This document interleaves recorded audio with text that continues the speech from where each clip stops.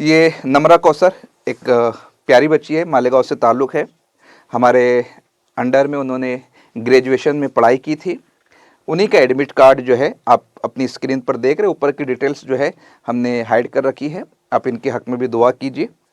यहाँ पर आप देख सकते हैं अप्लाइड फॉर लिखा हुआ है, असिस्टेंट प्रोफेसर जीआरएफ और पीएचडी ओनली, यानी कि तीनों कैटेगरी में इन्होंने टिक किया है। सब्जेक्ट उर्दू है। कब होने वाला एग्ज़ाम? 2 जनवरी 2026 को शिफ्ट पहली है। रिपोर्टिंग टाइम सुबह 7 बजे से शुरू हो जाएगा। गेट क्लोज होने का टाइम 8:30 बजे है, यानी कि आपको 1.5 घंटे का वक्त दिया जा रहा है यहाँ पर पहुँचने के लिए। पेपर आपका रहेगा सुबह 9 बजे से 12 बजे तक के, यानी 3 घंटों का पेपर रहेगा। 150 सवाल आपको हल करने हैं, 300 मार्क्स पर मुश्तमिल। Centre number MR1001। Name of test centre Bharti multipurpose trust. कहाँ पर है ये सेंटर? तो यहाँ पर बताया गया कि धुले महाराष्ट्र में ये सेंटर है। मालेगांव से 1 घंटे की दूरी के ऊपर है। तो फजर में भी अगर ये निकलते हैं तो आराम से इंशाल्लाह ताला पहुँच जाएंगे। एडमिट कार्ड कब रिलीज़ हुआ? 29 दिसंबर 2025 को रिलीज़ हुआ। डायरेक्टर के यहाँ पर सिग्नेचर, आप एनटीए के डायरेक्टर की सिग्नेचर देख सकते हैं। अब उसके बाद बारी आती है सेल्फ डिक्लेरेशन या अंडरटेकिंग की।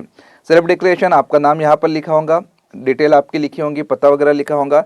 यहाँ पर आप देखेंगे कि यहाँ पर आपको फ़ोटो चस्पा करना है। कौन सा फ़ोटो लगाना है? ये वही फ़ोटो लगाना है जो आपने एप्लीकेशन फॉर्म में अप्लाई किया था, लगाया था। इसके ऊपर जो है हम आपको बता चुके हैं कि जब अरीज़ा आप फिल कर रहे थे, एप्लीकेशन फॉर्म जब फिल कर रहे थे, तो आप अपने फ़ोटो को जो है प्रिंट आउट करवा लीजिए। 2 से 3 फ़ोटो आपको साथ रखना है। एक फ़ोटो तो घर से ही आपको यहाँ पर पेस्ट कर देना है। सबसे अहम चीज़, आप जो है एडमिट कार्ड कलर्ड निकालेंगे, कलर एडमिट कार्ड निकालेंगे। कोई बाद में ये मत पूछिए सर 1 पेज निकालना है, 2 पेज निकालना है, 3 पेज निकालना है। सब के सब निकालिए। 3 पेज निकालिए, कलर पेज निकालिए। बहुत ज़्यादा चार्ज लगने वाला नहीं है, है ना। 3 पेज निकालिए। वहाँ जाकर किसी किस्म की परेशानी में मुब्तला होने से बेहतर है कि आप पहले से जो है तीनों पेज की प्रिंट आउट, कलर प्रिंट निकाल लीजिएंगे और यहाँ पर फोटो घर से ही चस्पा कर लीजिए। और यहाँ पर जो है उल्टे हाथ के अंगूठे का निशान वो भी आप पहले से लगा लीजिए। Candidate left hand thumb impression पहले से यहाँ पर आप लगा लीजिए, ताकि एग्जाम हॉल में वो पैड वगैरह लगता है, फिर हाथ पर स्याही होती है, वो काफ़ी कुछ डिस्टर्बेंस होता है। हाँ, अब यहाँ पर जो है ना ये कॉलम आपको ब्लैंक रखना है। यहाँ पर आपको सिग्नेचर करनी है। कब करनी है? इन्विजिलेटर के सामने करनी है, एग्जाम हॉल में करनी है। जिस दिन आपका एग्जाम होने वाला है वहाँ पर आपको ये करनी है। तो ये 3 कॉलम समझ लिए। अब आगे बढ़ते हैं। Important instruction for the candidate. सबसे पहले क्या लिखा है? The candidate must reach the centre at the time as indicated on the admit card against reporting time, है ना। जो भी आपका एंट्री टाइम है, कब से बताया गया? 7 बजे से बताया गया। कब तक आप पहुंच सकते हैं? 8:30 बजे से पहुंच सकते हैं। मैंने ऐसे स्टूडेंट्स को देखा है जो दौड़ते भागते कूदते फलांगते हुए पहुंचते हैं। 1 मिनट की ताखीर होती है और का गेट क्लोज हो जाता है और उनको एंट्री नहीं दी जाती। फिर वो वीडियो बनाते हैं, हमें सेंटर पर आने नहीं दिया जा रहा है, हमारे साथ जुल्म हो रहा है। पहले से बताया गया है आपको 8:30 बजे से पहले पहुंचना है। किसी को जुल्म करने का मौका ही मत दो, आप पहले से पहुंच जाइए। बहुत सारी बच्चियां हमें जो है मैसेज कर रहे हैं कि साथ में छोटा बेबी है, सर्दी का मौसम है, दूर दराज का इलाका है। एक दिन पहले पहुंच जाइए। साधन नहीं है, साधन का इस्तेमाल कीजिए, वक्त से पहले पहुंचो। इस दिन के लिए आपने बरसहा बरस से मेहनत की है, ये दिन आपका ज़ाय नहीं होना चाहिए, एग्ज़ाम आपका मिस नहीं होना चाहिए। भले आपको और ज़्यादा कुर्बानी देना पड़े, आपको ज़रूर निकलना चाहिए। उसके बाद सेकंड पॉइंट देखते हैं। The candidate should ensure that the question paper is as per his or her opted subject, है ना। आपके एडमिट कार्ड में जो आपका सब्जेक्ट है, जैसे हम बात कर रहे हैं उर्दू की बात कर रहे हैं, तो जब वहाँ पर डिस्प्ले होगा तो पेपर सेकंड के अंदर उर्दू सब्जेक्ट आना चाहिए।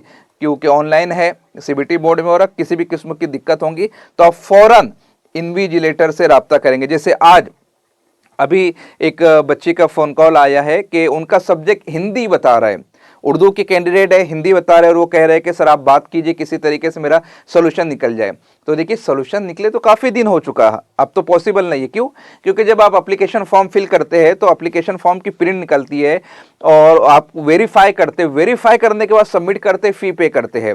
तो सबसे पहले तो आपको वही देख लेना चाहिए था कि आपसे फॉर्म फिल करने में या जिससे भी आपने फॉर्म फिल करवाया उससे गलती हो गई है, उसने उर्दू की जगह हिंदी को सिलेक्ट कर लिया है, हिंदी का एग्जाम किसी और डेट को है, आपका सब्जेक्ट भी नहीं है, आपके पास हिंदी के मास्टर डिग्री भी नहीं है, सिटी ऑफ इंटीमेशन आया था उस वक्त आप देख लेते, तब एनटीए से बात करते। अब तो एडमिट कार्ड आ चुका है, अब किसी किस्म की कोई गुंजाइश नहीं। ये गलती आपसे एग्जाम हॉल में ना हो, इसलिए जैसे ही आप लॉग इन करेंगे आपको अपना सब्जेक्ट देखना है। तीसरा पॉइंट है, no candidate should adopt any unfair means और indulge in any unfair examination practice if any candidate is found indulging is in any unfair means unfair examination practice. देखिए आप इसमें ये बताएंगे कि अगर आप किसी भी किस्म का अनफेयर प्रैक्टिस करते हैं तो आपका जो है एग्जाम जो है कैंसल कर दिया जाएगा, आपके ऊपर जो है एक्शन लिया जाएगा। तो आपको किसी भी किस्म की अनफेयर प्रैक्टिस नहीं करनी, कोई कॉपी नहीं है, कोई चीट नहीं है, स्मार्ट वॉच आपको पहन कर नहीं जाना है, स्मार्ट ग्लासेस आपको पहन कर नहीं जाना है, आपके पास मोबाइल नहीं होना चाहिए, आपके हाथ के ऊपर किसी किस्म का कोई सिनॉप्सिस नहीं बना होना चाहिए, शॉर्ट टिप्स लिखी नहीं होनी चाहिए, आपकी मेहंदी की डिज़ाइन के अंदर कोई चीज़ ऐसी मख्फी नहीं होना चाहिए जो पॉइंट्स के तौर पर यूज़ की जा रही हो, आपकी हिल्स में, आपके शूज़ में किसी किस्म का कोई चिट पैड वगैरह नहीं होना चाहिए। जो भी अनफेयर प्रैक्टिस में आता है, जैसे कैलकुलेटर आता है, इन सारी चीज़ों से आपको बचना चाहिए। उसके बाद no candidate shall be permitted to enter the exam centre after the gate close. Gate close होने के बाद किसी को भी एग्जाम हॉल में आने नहीं दिया जाएगा। पांचवा पॉइंट लिखा है कि जब तक एग्जाम का टाइम खत्म नहीं हो जाता आप एग्जाम सेंटर भी नहीं छोड़ सकते। यानी 12 बजे के टाइम में आपका पेपर हो गया, 11 बजे आप कहेंगे कि मुझे जाने दो, नहीं जाने दिया जा सकता। ये भी बहुत अच्छा पॉइंट है चीज़ों को सिक्योर करने के लिए। गेट क्लोज होने के बाद आपको एंट्री नहीं दी जाएंगी और टाइम खत्म होने से पहले आपको छोड़ा नहीं जाएगा। छठा पॉइंट, सातवां पॉइंट, आठवां पॉइंट, नौवां पॉइंट जो है वो पीडब्ल्यूडी कैंडिडेट्स के लिए है। ऐसे कैंडिडेट जो 40% से ज़ायद माजूर है तो उनको जो है एक्स्ट्रा टाइम दिया जाएगा, 20 minute per hour extra time दिया जाएगा। स्क्राइब का, राइटर का वो यूज़ कर सकते हैं, लेकिन उनके पास प्रॉपर डॉक्यूमेंट चाहिए।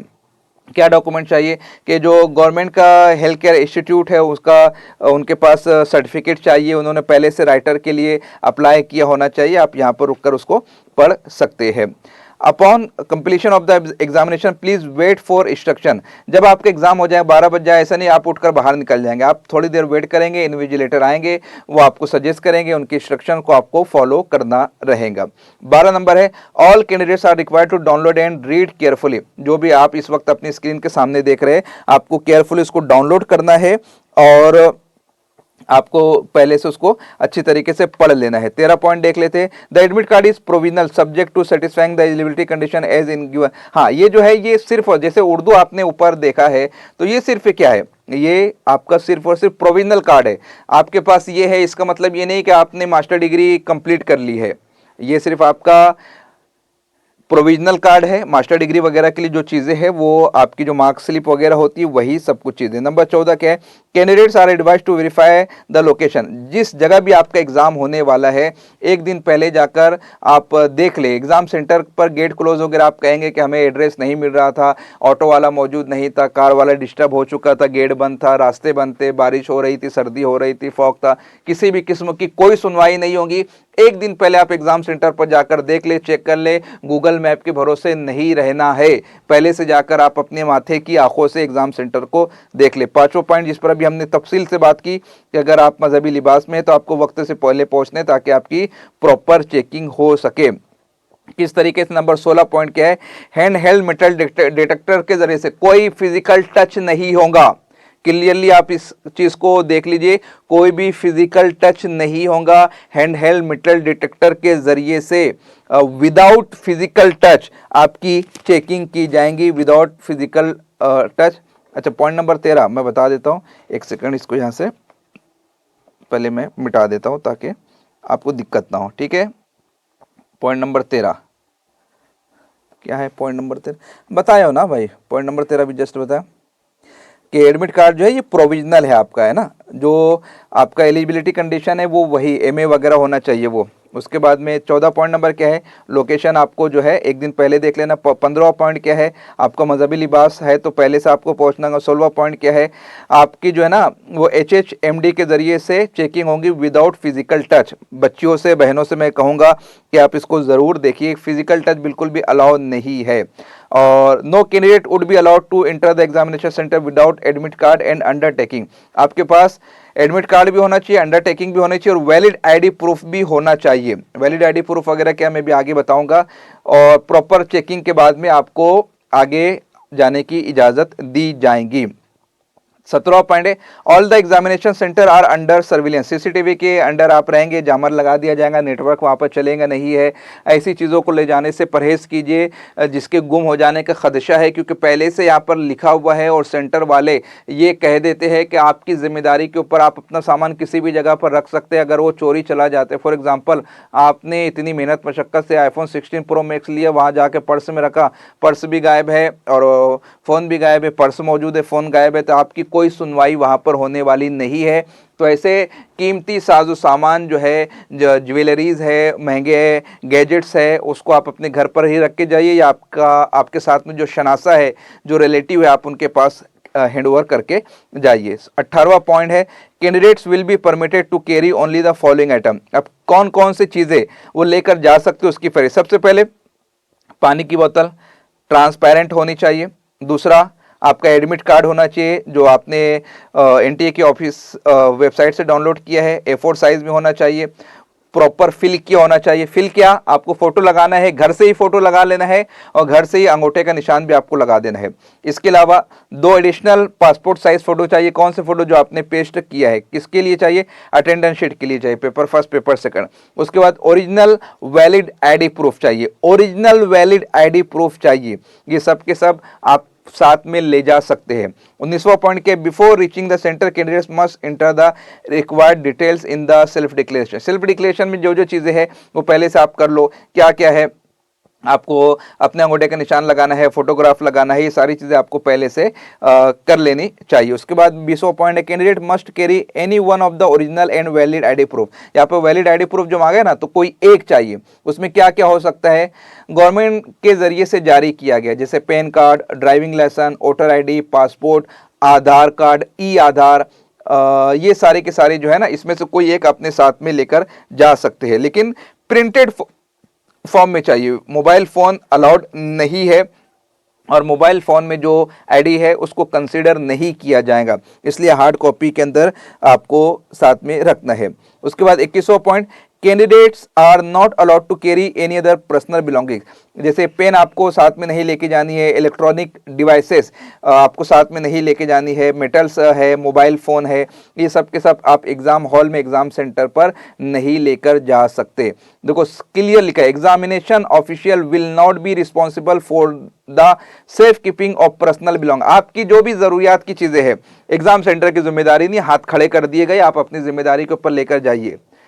हम लोग की तरह जाओ यार, मतलब सफ़र करना दुश्वार होता है। हम लोग से मुराद जेंट्स कैसे जाते हैं, बस मुंह पे पानी मारे और चले गए एग्ज़ाम सेंटर के ऊपर। इस तरीके से जाइए ताकि आप बिल्कुल जहनी तौर पर रिलैक्स रहे एग्ज़ाम सेंटर पे। आपके ख्याल में ये ना है मेरा पर्स क्या हो रहा होगा, मेरा साजो सामान का क्या हो रहा होगा, इत्मीनान के साथ आप साथ में चले जाए। ठीक है, आगे बढ़ते हैं। Shoes, footwear with thick sole and garments with large buttons are not permitted. ऐसे लिबास को पहनने से मना किया गया है जिसके ऊपर बड़े बड़े बटन हो। अब बटन क्यों हो, क्योंकि वहाँ कैमरा हो सकता है, माइक हो सकता है, XYZ कुछ भी हो सकता है, लेकिन पहनने से मना किया गया है। शूज़ भी जो है, फुटवेयर भी जो है, वो हाई हील की पहन कर आप मत चले जाइएगा। नॉर्मल जो फुट आप यूज़ करते हैं वो आपको पहन कर जाना है। उसके बाद number 23, blank paper sheet for rough work will be provided in the examination hall. Rough work के लिए आपको एग्जाम सेंटर पर एक पेपर दिया जाएगा जिसके ऊपर आप रफ वर्क कर सकते हैं, मैथ्स कैलकुलेशन वगैरह कर सकते हैं और भी XYZ जो चीज़ें आपको करनी है।